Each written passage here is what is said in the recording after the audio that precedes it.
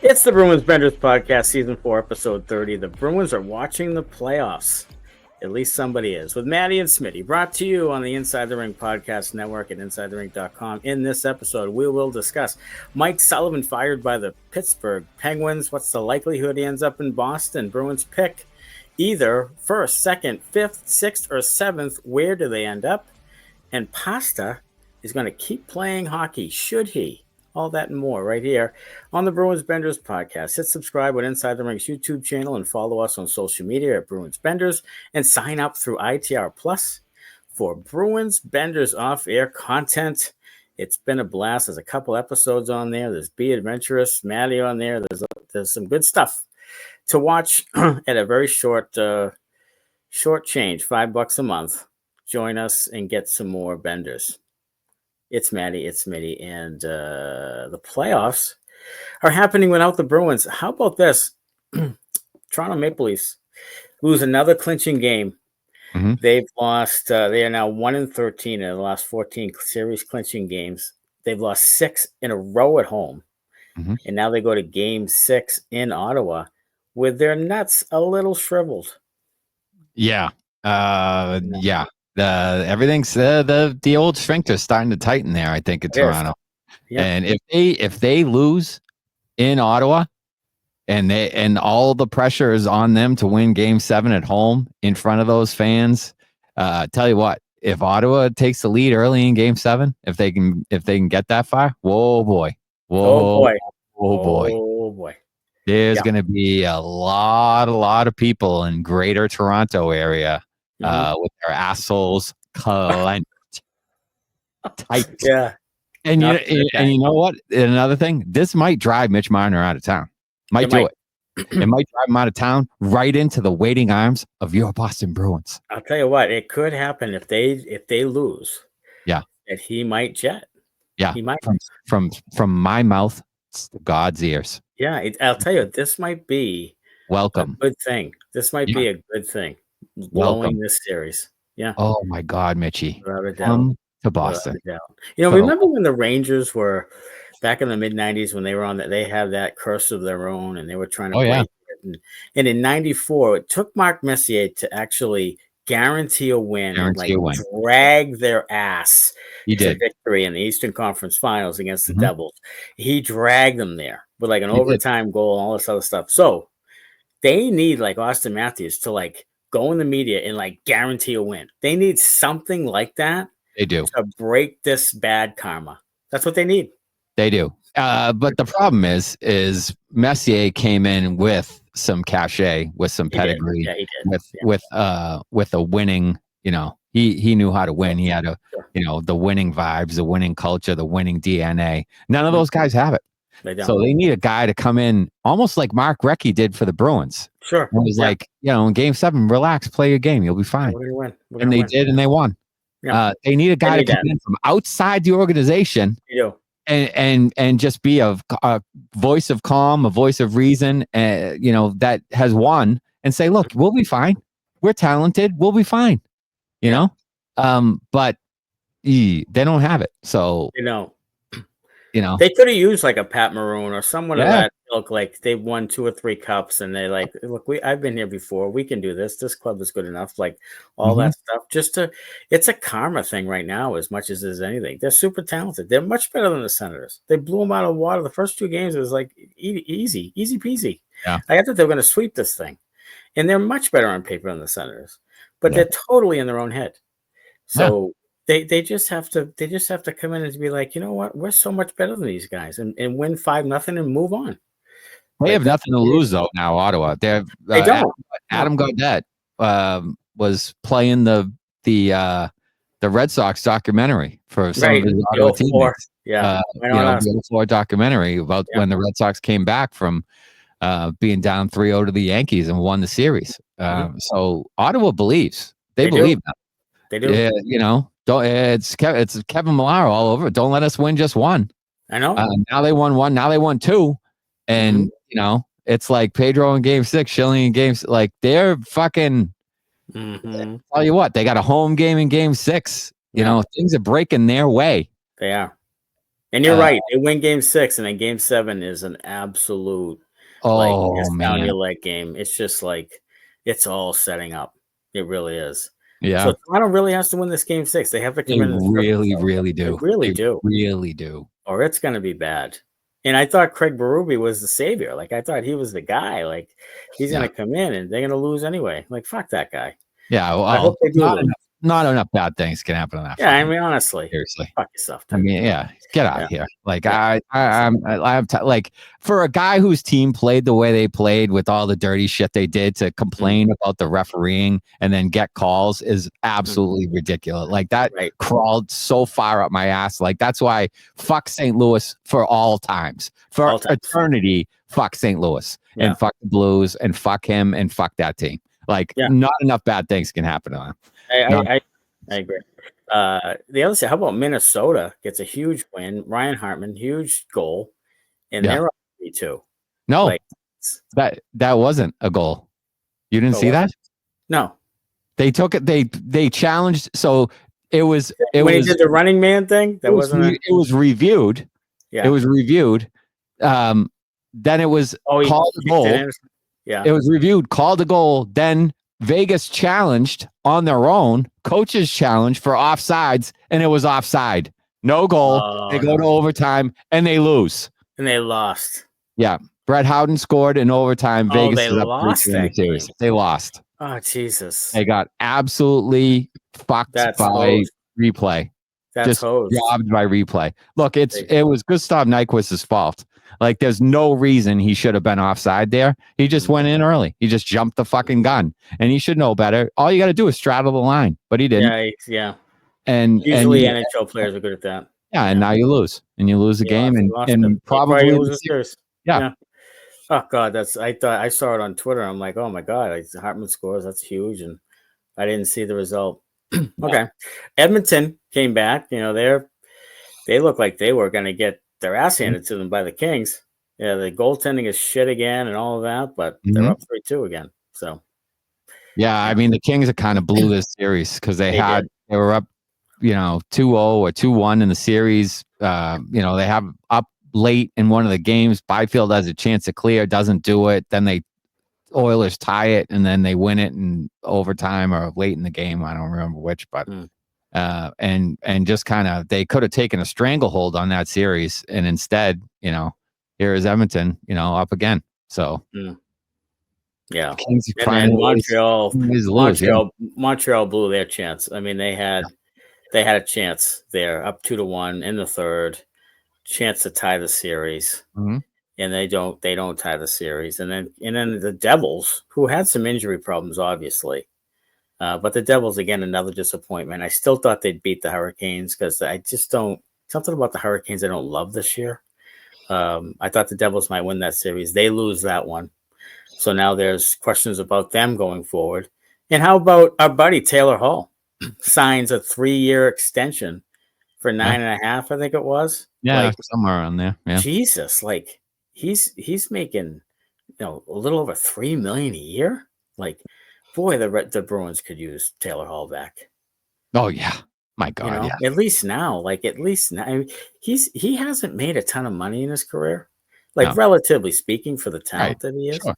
Yeah, and Jesus, that would have been great for Boston just to have a guy on the wing with some speed and some elite skill, and a veteran. Like, that's a perfect fit for the Bruins to come back, and he's with Carolina 3 more years. So yeah, he's got 3 points. 3 points in 5 playoff games for him so far. He's the third leading scorer since he got to the team. Yeah, he's been great for them. And he was really good. He was pretty good for the Bruins. He was. When he was. Yeah, he was pretty good. He really was. And they not enough people talk about. They talk about Bergeron and Krejci and all that. Not enough people talk about Hall and Bertuzzi and guys, those secondary type guys they lost too. Yeah. I mean, that makes a huge difference. That's all the depth. That's all the depth scoring. Yes. Out the fucking door. See ya. And I really thought Hall would be a good candidate to come back and be a good little sneaky little get. Sure. To put him on the wing, second line, or whatever. Yeah. But no, he stays with Carolina. And And then what other series were up there? We went over Caps. The Panthers Lightning. Yeah. So the Panthers are a juggernaut. They were about to beat the Lightning. John Cooper, his name all over the rumor mill. If they blow this series, he could be let go. And really? That would be there was some talk on X about it's possible that he only signed a 1-year extension for 1 more year next year, I think it was. And they could move on from him if they lose this series. I tell you what, if I'm the Bruins and Tampa somehow lets him leave, I'd throw the bag at him. I would jump all over that. I would. He is absolutely the kind of guy that you need here. Yes. 100%. Yeah. Has the cachet, not afraid to, send a message to the veterans, like perfect. If you let him fucking coach, yes. Yeah. Well, yeah. I think he would. I think he would demand that from Sweens. Oh, he would. That would be part of the agreement for sure. Yeah. All right. Seven Chirps is sponsored by Lobster Brewing, Lobster Brewery and Tasting Room in downtown Woonsocket, Rhode Island, specializing in small batch ales and lagers, open 7 days a week. Use the coupon code SPORTS for 10% off your order at lobsterbrewing.com. Follow them at Lobster Brewing for new beers and events. It's summertime, and the Sunset Mimosa is going to be just pouring like crazy, just funneling in your fucking belly. Oh my God, I love it. It is a fantastic beer. Look, he doesn't really they don't make bad beers over there. Like they don't. You go out, you sit outside. They got a little patio out there. They got some music going. They have live music sometimes on the weekends. They have food trucks. Like it's a good take over there. Go over there. He doesn't charge too much for beers, which is amazing in this day and age. Mm-hmm. They're decently priced. It's a good spot, a good vibe inside. Like just go over there and have like 1 million beers, call an Uber and get home safely. But it is a great place to hang out. And we'll do another live down there again at some point. Whether it's over the summer or maybe in the fall when the season starts back up, but we'll get down there and do another live. And we'd love for you all to come down there and join us and just drink yourselves fucking silly. Short flight from Australia. Yeah. Over to Woonsocket. Sure. Fly right in. Yeah, fly right into TF Green and then take an Uber down to Lops. You can sleep under the table. It's fine. Yeah. Who cares? Yeah. No one's going to care at that point. Yeah. All right. First chirp. Mike Sullivan fired by Pittsburgh. What's the likelihood he ends up in Boston? 50%.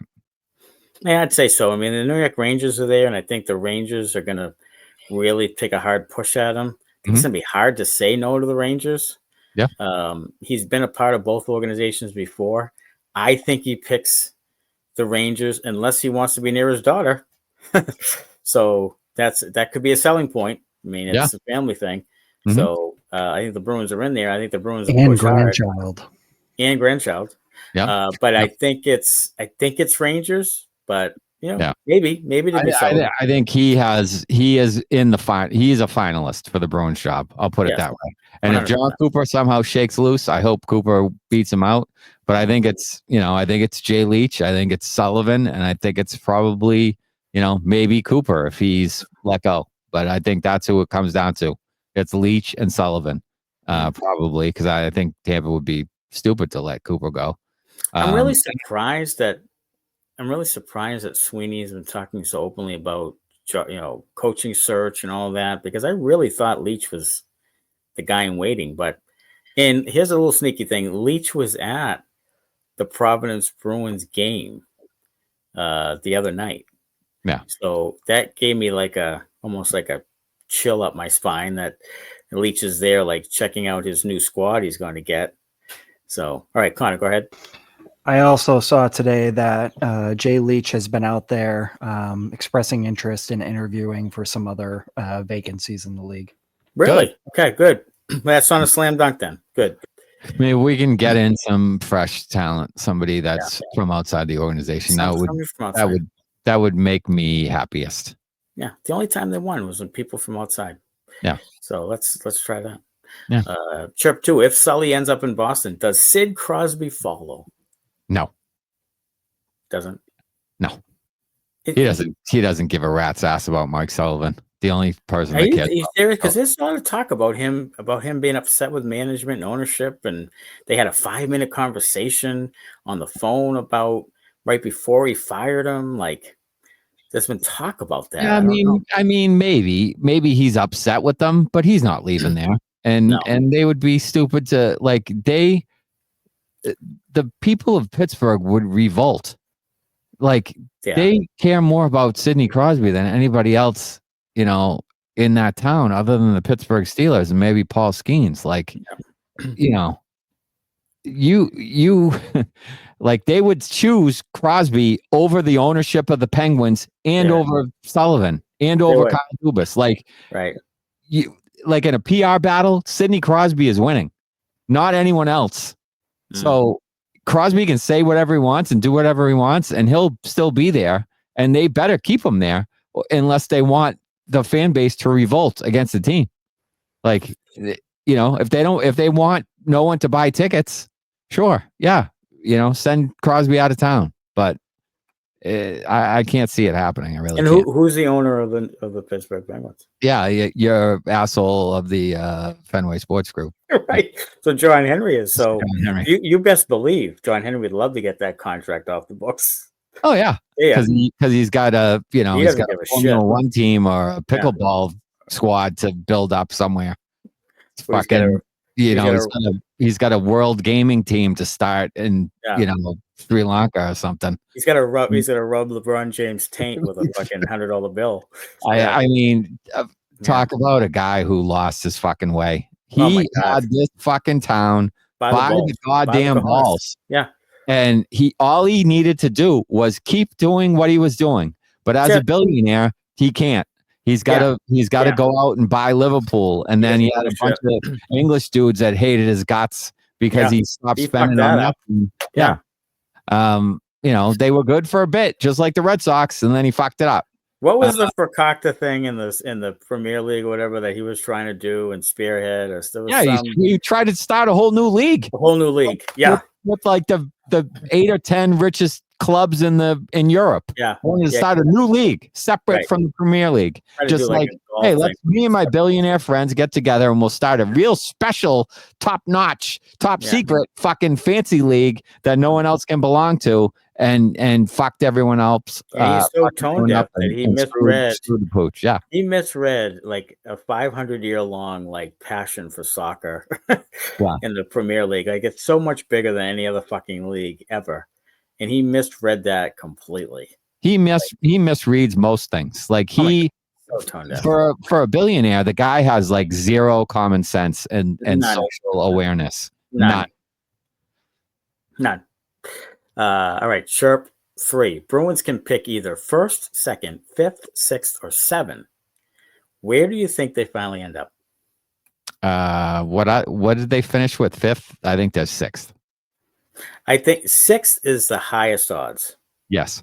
1st is 8.5, 2nd is 8.6, and then 6th is actually higher than 5th where they are. Yeah. I think they end up in 6th too. Yeah. I think that's where you have to what happens if someone behind them wins something, everybody just gets bumped back a spot. Yeah. So, and I think that's what's going to happen. Somebody behind them is going to win the lottery, and they'll bump back a spot, and get screwed. Yeah. So I think that's what'll happen. And, maybe they'll rig it for the Bruins. I hope they do. Jesus, I hope so. I think if they're going to rug it for anyone, it's either going to be the Bruins or Philly. But Philly had Michkov and some young guys. Boston still has Pastrnak, in his prime. Like I feel like if they were going to rig it for anyone, it would be the Bruins. Well, the ratings say that people watch the Bruins. Yes, like they are one of the highest rated teams in the league, TV wise. Like people watch Bruins games. Yes, so it would be an original 6 team winning the draft lottery and getting a young superstar-ish type player. Yeah, would certainly cause more eyeballs to go to TV sets. Sure. I would imagine. Got Bedard. Bruins get Schaefer. Yeah. Or Misa. Yeah. Sure. Yeah. I'll tell you what. There's really a consensus that Schaefer's the best player. Absolutely. Top pick. So they're gonna fucking pick Misa, and Schaefer's gonna be, Larry Robinson. Yes. And Misa's gonna be fucking, Tom fucking Tom Glavine. Michael Glavine. So you're going to be the best Glavine. I don't know. Yeah, I mean, I that's what I feel like too. I really do. Like if they get number one, they're going to take the center when they should take the best player available. They should take Schaefer. I've thought about this a bunch. They should take Schaefer. I 100% agree. Like when the scouting report says that in the scouting report that he's going to be a perennial all-star, like that should sell you. That like that it's a no-brainer. Like it's a can't miss guy. He's the one can't miss guy. Right. Yeah. He's the one can't miss. So don't miss. Like don't miss. You can't miss it. You cannot miss this. No. Can't. And also, I was thinking about it a lot. I think it also takes pressure off of McAvoy to a certain degree. 1,000%. I mean, that can be your pairing for like 8 years. Yeah. So, I think it's a win-win because, and if you do that, then maybe like Marner's like enticed more. Play with Pastrnak. They got a new stud on D. They have McAvoy. They have like, they have a pretty good defense. Something Toronto lacked. Like I feel like maybe you could sell the guy now. You got a little momentum building on your side. I think that's something that maybe could entice him to stick it up Toronto's ass. Like, there's an opportunity there. Maybe if you do the right things. For it to work out for you and be back in the playoffs right away, like we know Sweeney and Neely and the ownership wants. Sure, an opportunity there if they do the right things. But Misa's going to be a longer term thing. He's not necessarily going to step in and play right away in the league, so you don't know how that all shakes out. Maybe he will, but maybe he plays another year of junior, and they would. Holding your shreds in your hand while Schaefer's, goes to whoever finishes second and is, the Calder Trophy winner, and you're fucking standing there with your dick in your hands. Like, I don't know. You've got Lindholm and Poitras and potentially Letourneau in a couple of years or whatever. Like, I feel like you've been chasing that center thing, and now you have to kind of back off it a little bit, especially if you get a chance at Schaefer. You know what I mean? I am almost saying get Marchand and put him on the wing. And let's play. I mean, now in your organization, you have like 4,000 centers. Oh, it's because you've been chasing it. Yeah, because you've been chasing it forever. So now you have like a shitload of them. You do. You can't play them all. Yeah, you can't. Yeah. So now what? Like, are you trading guys in the off season, or are you going to take another one, and then you're going to have to trade another one? More guys in the off season. That's what I'm saying. Yeah, it's just. And they will. They will. And I'm thinking you've got 9 centers. What are you going to do with them all? Like you can't play them. You're not going to, and you can't play them all the other guys on the wing because that sucks too. Because we talked about why that sucks. Yeah, they don't win board battles. They're not wingers. They're not naturally, get a winger who can play the wing and score. This is pissing me off, and they haven't even won the thing yet. I know they haven't even already. Like. Yeah. They have, and they probably won't. They're probably going to finish 6th, like we said. But God damn it, it's going to piss me off when they do the wrong thing. If they win this, I know. Oh my fucking God, it's going to piss me off. So Chirp 4 leads us into that. Who do you want 1 or 2, and who do you want 5 through 7 if it ends up 5, 6, or 7? 1, I want Schaefer. 2, if Schaefer is gone, I want Misa. If Schaefer is not gone, I want Schaefer at 2. Right. If some other moron doesn't pick him at 1 and we're 2, pick him at 2. Yeah. 5, 6, or 7. I guess it depends how it falls. Like, most people, I guess, now have Hagen's going 3. Most people, right? Yeah, and then Frondell 4. So that leaves like O'Brien and Marchand, O'Brien, McQueen. I don't want any part of McQueen. I don't want McQueen. I want Marchand. I really want Marchand. I think he is an injury history. So to me, I'm probably O'Brien or Denyoye.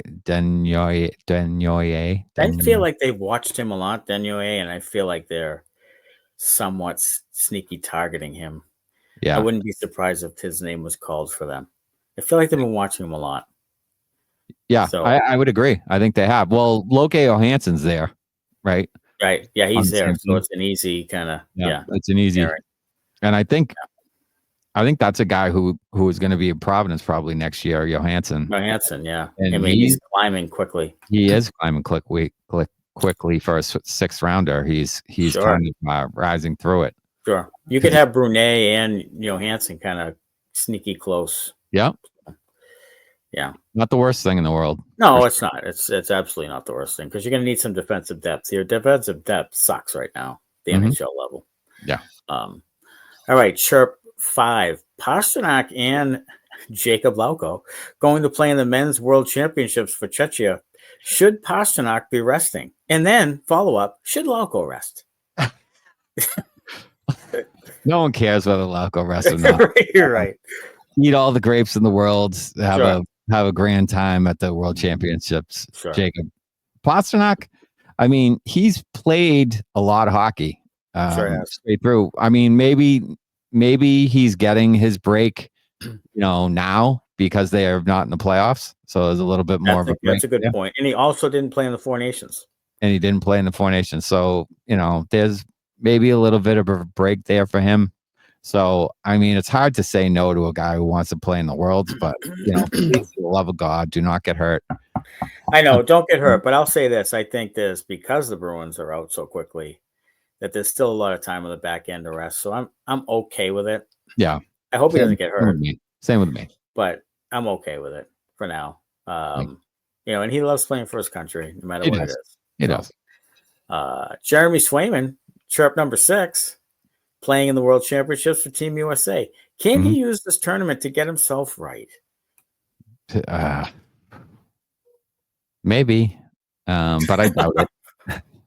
I mean, what do you expect from Swayman coming into next year? You're gonna have a full training camp. Should be healthy. He says he feels great. He has a beautifully gifted body and all that shit he was talking about. So tell me what you expect from him. I think he'll come out. So first of all, tell me what you expect from him. But what do you expect from the Bruins goaltending as a whole? It seems like Sweeney is going to be closer to a more of a platoon, tandem type of thing because of some of the comments he said about having to, should have played at Korpisalo more. Yeah. I think Swayman will have a bounce back here.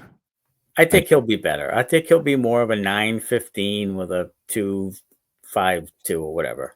Yeah. I think he'll be more, He'll be more in line with where he's been. Right.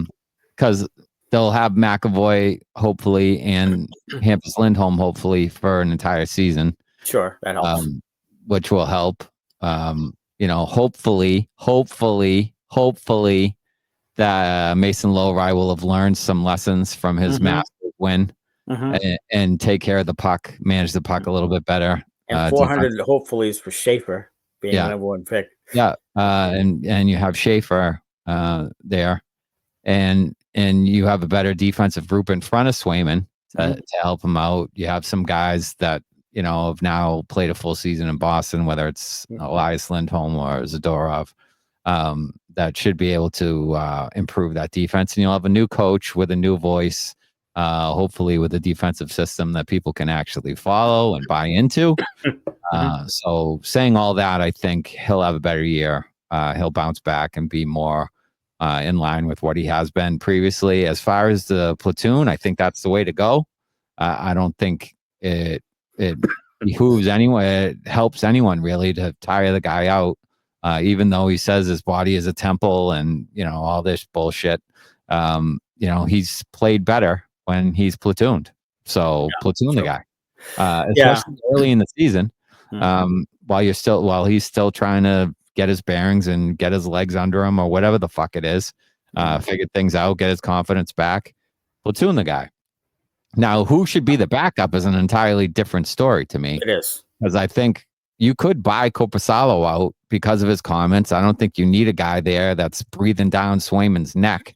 I don't either. Like, creating some divisiveness in the goalie room, especially if DiPietro continues to play well in the AHL playoffs. Maybe that's a confidence builder. The Bruins sign him and he comes in as the backup next year, and you save a little money on the goaltending position. Sure. That you can spend that money on our friend Mitchie or some other forwards that can score goals. So that's what I would like to see as far as the goaltending situation. I'd like to see Korpisalo out and DiPietro in more of a platoon-ish type of situation. I think the Korpisalo thing's a bigger deal, and I think it's a decently big deal because he's kind of being a dank about it, and he was openly talking about it, and I just don't think you need that, especially after Swayman. Swayman's already got enough grief and already dug himself enough holes. I'm with you. Like, I don't think Korpisalo's worth it in his 875 save percentage or whatever. I don't think he's worth it to put up with that shit at that cost. So, no, and I don't think the Bruins should let a guy like GFY. Yeah, I don't think they should let a guy like DiPietro, who's had a really good year in the AHL, leave for nothing. Like, it's bad asset management again. Like, I know he's a UFA or an RFA, whatever the fuck he is, a minor league free agent or whatever the fuck. But that's a guy that they need to hold on to. Sure. He's 20 in his mid 20s. So yeah, I think that's a guy that you need to hold on to. Yeah, I'm with you on that. And then Chirp 7, Mason Lohrei and Andrew Peeke playing for Team USA. Good experience or a waste of time? I mean, it's good experience for Lohrei. It's probably a waste of time for Peeke. I don't think he's going to get any better. I guess playing for your country is good. So, it's good for him. I mean, I feel kind of like the same way I feel about Lauko with the thing. Like, yeah, sure, do it, great. I was surprised with Peeke. Like, really? But not that Peake's fine. But I was kind of surprised that he was in there. There's a lot of defensemen in the men's worlds that aren't necessarily the household names because most of those guys are still playing in the playoffs. So you get the Andrew Peekes of the world. So yeah, good for Andrew. I think it'll do Lohrei some good, hopefully, playing against decent competition. Yeah, I think so. I think it's good for Lohrei. Yeah. All right, go ahead and bet on all those games on DraftKings. No, not. DraftKings Sportsbook is Boston's hometown sportsbook. It's live right here in Massachusetts. Bet local on all your favorite sports from the comfort of your own home with DraftKings. To celebrate, all new customers will receive up to $150 in bonus bets when you sign up for DraftKings Sportsbook using code ITR. You can now bet local on money lines, spreads, props, and more with one of America's top-rated sportsbooks. That's DraftKings Sportsbook. Download the DraftKings Sportsbook app. Sign up with the code ITR to get up to $150 in bonus bets to use now that mobile sports betting is live in Massachusetts. That's code ITR only at DraftKings Sportsbook. If your loved one is experiencing problems with gambling, call 800-327-5050 or visit helplinema.org to speak with a trained specialist free and confidentially 24/7. Must be 21 plus, physically present in Mass. Eligibility restrictions apply, subject to regulatory licensing requirements. Eligibility and deposit restrictions apply. Opt-in required. Bonus issued as free bets. Terms at DraftKings.com/MA. All right, beauty for this week. How about old Big Penis Linus? Gonna love you, eh? You're gonna loving you from dawn until dusk. Just flipping his schmenz all around with a shutout in Game 5, backs against the wall, and he's gotten gradually better and better and better. And maybe he's kind of building a new narrative for himself. He hasn't had great postseasons in the past, but now seems to be in a good zone. Senators are feeling good. If he wins this series, then I think he can start changing that whole. He gets an upset win over the Maple Leafs. He plays really well. I think he can change that whole thing. Yeah, I think it's confidence. I think he's kind of in the same boat as Ottawa and the Red Sox. Like, nothing to lose right now. So he can go out, play free and easy. They're supposed to lose, so he can go out and play well, and he's doing that now. And if he can win the series, like you said, get that monkey off his back, and then a big confidence boost to him, and change that narrative going forward. So, he's got things going in the right direction for him for sure. Yeah, he absolutely does. How about this? Canadians were eliminated tonight. 4-1 loss. The Capitals and then the Lightning are about to get bounced by the Panthers. So there's something to look at soon. Is John Cooper talk? Yeah. Tampa How Bay about Marchand's line with the Panthers tonight? Lundell had a goal and 2 assists. Lesterinen a goal and 3 assists. Marchand with 2 assists. 2 goals and 7 assists for that line tonight. As a third line for the Panthers, and we've talked about this before. Third lines. Third lines in the playoffs make all the difference. That line has some serious chemistry. They really do. And they really do. They really do. And they're sneaky good right now for a Florida team that, is looking to, repeat here and are playing really well. So we got to root for Florida, at least for another round after this, so that draft pick can turn into a first rounder for the Bruins. Yeah, if they can beat either Toronto or Ottawa in the next round, then the Bruins get that first round pick in 2026. So there you go. That'd be great. I don't know if it's 2026. I think it's 2026. Is it? I thought it was like fucking 4 years down the line or something. It's like 2056. Yeah, I thought it was like 2028. I thought it was a second rounder in 27 or a first round pick in 28, but I could be wrong about that. Exchange for a conditional second round pick. What the fuck is it? 2027. 2027. Yeah, the second rounder's in 27, but if it turns into a first, I think it's in 28 because I don't know if they have a first in 27 or whatever. Yeah. Oh, okay. Yeah. It's all right. Yeah. Christ almighty. Okay. Connor can check me out on that, but I'm pretty sure that's what it is. Okay. Right. And then the Bender is another Florida Panther, our good buddy, Aaron fucking Ekblad. The Bender. Because he just takes headshots. And it's he gets suspended for 20 games during the regular season, and then 2 more games after hitting Brandon Hagel with a fucking forearm shiver to the chin and neck area. Like blatant. Yeah, just terrible. Like, what are you doing? You're under the spotlight as it is. You've received a 20-game suspension. That means if you breathe on a guy, you're going to get a game. Like, you have the reputation now, brother. So stop it. And now he's a free agent at the end of the year. So take that into consideration. I'll tell you what, if I'm the Bruins, kick the tires on it because I want a guy headhunting. Sure. You know what I mean? I do. I want a guy playing on the edge on defense. Yeah, give me another guy back there that's going to, make people a little bit antsy about going to the front of the net. Andy's won. So he has. Yeah. So give me some of that experience. And he was a captain, wasn't he, before, previously? Yeah. Or maybe not. Maybe it was always Barkov, but I think he had a letter at some point. Connor is going to chime in.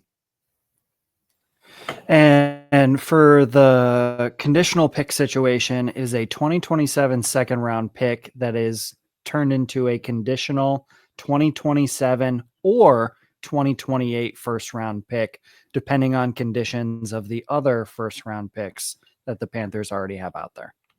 Okay. So it'll be a 27 or a 28, depending on what happens with their other conditions on picks for other fucking teams. Correct. Okay. Yep. Yeah. Great. So if the Panthers dip a little bit, they age out a little bit. I almost want it in 28 because that gives you more of a chance for the Panthers to hit. Yeah, hit the skids. The wall, hit a skid. Maybe get in the top too 15. much hockey. Paul Maurice. Get his message get stale. Everybody's getting a little fat and happy. Mm-hmm. Yeah, sure. Yeah, let's turn that into that pick has no protection on it. Sweet, FYI. Even better. Yeah, that could be a sneaky good pick for the next GM. Let's do that. Yeah. with Smitty's GM, he can pick I'm GM. his heart's I delight. want it to be a 2028 first as well. Yeah. All right, May 5th, Monday night is the NHL draft lottery. What time is that fucking thing? 6:30 something? Is it 6:30? Is it like at 6:30? I mean, look, you're probably right because that sounds like an NHL thing to do. It'll either be at 6:30 or it'll be like 1:45 in the morning. It was at 5:30. To be honest, 5:30. 5:30. Fuck. My God, team in the PR, they couldn't fucking get something right if they. Can we change the Bender to the NHL draft lottery time? Aaron Ekblad, you're off the hook. Oh my God. It's the NHL and their public relations and marketing team because we're putting the draft lottery on in the middle of everyone's fucking evening commute and supper time. Yeah, that's I lied. There is no time, and it'll be announced later this week for the timing. Okay. Jesus, I mean, announce it right before. Oh, no time. That's almost time. That's worse. That's almost worse. Wait till the last minute. Yeah, we're gonna have no anticipation. Yeah, you're on a need to know basis, and no one needs to know right now. Nobody knows. Nobody needs to know. Which means to me that they're not prepared for any of it. No fan. And it's going to be broadcast live on ESPN. Go figure. Yeah, it's going to be broadcast live. It's probably going to be like between periods of a game. I bet is when they're going to do it. Well, they don't know what games are. Okay, probably. Yeah, that's probably what it is. It's going to either be before a game or between games or something. It's probably what it is. Between games. Between games. Yeah, they'll start a game at like 4:30 in the afternoon. That thing will end at like 7:15 or 7:30, and then they'll do the hour. But here's what probably happen: the first game will go into like quadruple overtime. Right. There won't be a time between games, and they'll air the thing at like 20 minutes midnight. Yeah. Yeah. Oh yeah. That'd be so NHL. That'd be so NHL. And they'll have the Black Eyed Susans as a fucking musical group. Right. Well, I'll tell you what. I'd love to give you more detailed information, but we'll be on live at some point that night, right around that time. Yeah, we're gonna be Benders post game live, draft lottery live, Benders draft lottery live. We'll air sometime on Monday. Sometime Monday. Yeah, we'll be on there talking with you, commenting with you. Sometime Monday. Yeah, sometime. We'll be there. As soon as the NHL gets their ass together, together, and their ass. Their ass in their act. Yeah, we'll do that. In the meantime, go to the merch shop, grab some Bruins Benders merch there, and also here's a 20% off with code Sorry John to get Bruins Benders merchandise of your choice, and then sign up for the ITR Plus subscription service to get the Benders off air. I have a couple episodes on there, more to come. It's a good old time. It's going to be tons of fun, tons of funny, tons of everything. We have a good time doing it, so I think you guys will have a good time listening to it. We do. And there will be full frontal nudity in the latest in the new episode. Yeah. So that's what they call it. That's what they call it. That's what they call it. Tease in the business. A big market tease. Yeah. Yeah, the big market tease. Yeah. So there'll be a good times had by all. And you should check it out. Check it out. Hey, thanks for joining us again in this episode. We'll be back again next week. Until then, go Bruins. Thanks a lot. Bye-bye.